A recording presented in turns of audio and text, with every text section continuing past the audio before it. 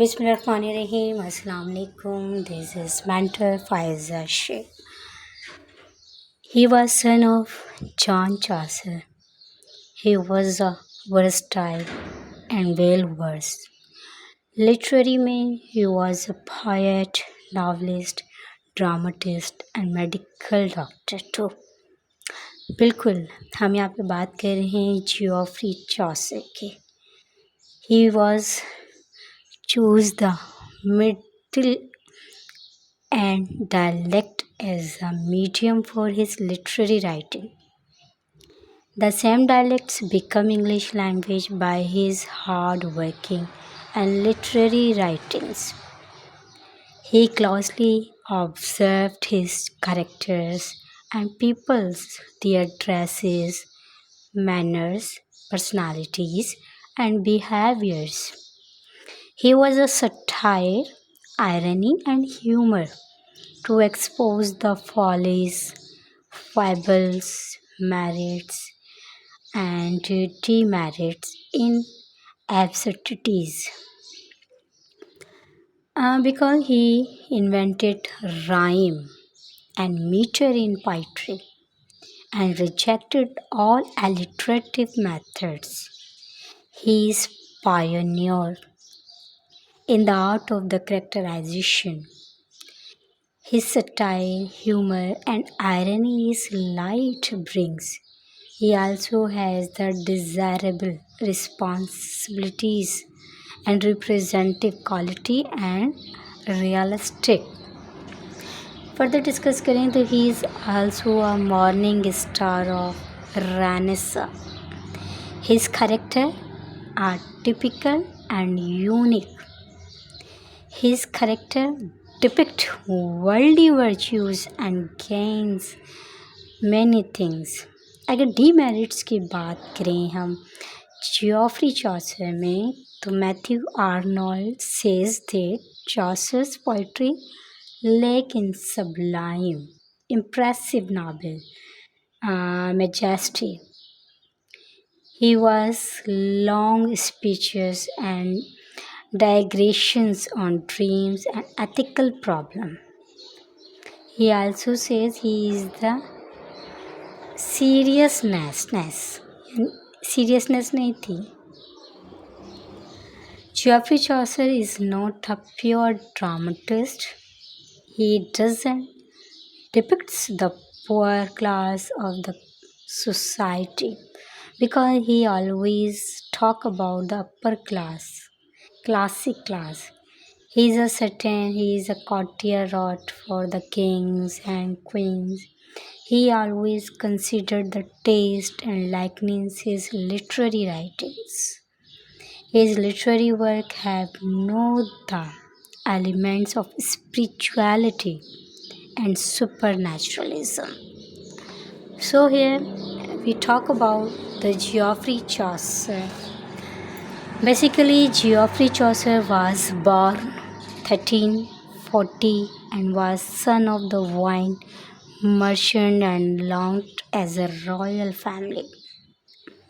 Because he became a body attendant or servants to the wife of the Duke of the Clarence, third son of Edward III. He was married and had a son named Lewis, to whom to dedicated treatise on the Astarable. Geoffrey Chaucer जो है basically was an employed on diplomatic missions to France, Italy when was 30. He see him mild, good-natured and cheerful in his writing like House of Fame, Parliament of Owls and Canterbury Tales. He was ardent lover of books and beauties of the nature. He turned to the books in order to get guidance regarding to the matters of which nobody has direct experience like heaven and hell, while for the rest of the observed his own eyes. He was page, diplomat, official, member of the Parliament of courtiers अगर हम further बात करें चौसर की works की, तो basically Chaucer works can be divided into the 3 parts as you know that. First period was French period, second was the Italian period, and third was the English period. English period was uncountable period. Okay. So French period, during this period wrote Roman जो है romaunt of the rose, the book of duchess, the parliament of the fowls and the few minor poems mostly lyric. These were written by the French periods, in the French period. But in Italian period, it was the different period rather than French period. Okay, Italian period, basically during this period he wrote Troilus and Cresside, the House of the Fame, and the Legend of the Good Women. Chaucer was influenced by the Dante, Petrarch, and Boccaccio. Dante had died 50 years before Chaucer. He might have read Dante Divine Comedy before writing House of the Fame.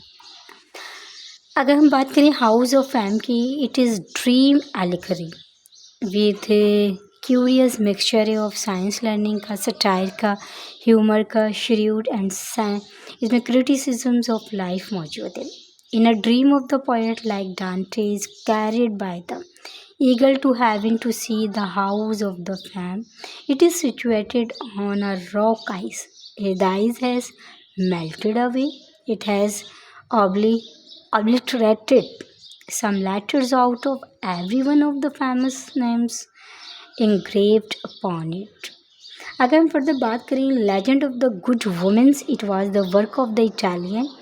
The prologue it was most interesting and allegorical. In a dream, the poet, rebuked by the Cubit, his attack on women in his works like Romaunt of the Rose and the Troilus and Cressida. English period की बात करें तो he wrote magnificent Canterbury Tales during this period. Canterbury Tales, native genius of Chaucer, found full and unhappened expressions in the Canterbury Tales के अंदर. He conceives ideas of pilgrimage to bring together an assorted company of peoples as tellers of those tales. The tellers as well as the tales have symbolical meaning, representing different classes of the people of British society. New literature is no more representations of the mythical stories and the gods, rather real world of living men and women. He emerged suddenly as greatest European poet of his time. The prologue, 31 जो थे pilgrims including Chaucer have put up at the tabards in the south wark and are the bound of the pilgrimage to the shrine of St. Thomas at the becket of the Canterbury. After supper and the host of the tabards offering join the party and be a guide and the master of the ceremonies, he purposed that pass the journey pleasantly. Each pilgrims should tell 2 tales on the forward journey and 2 of the return journey. The tellers of the best story to be judged by the host is to be the entertained to supper in the tabard the general expenses.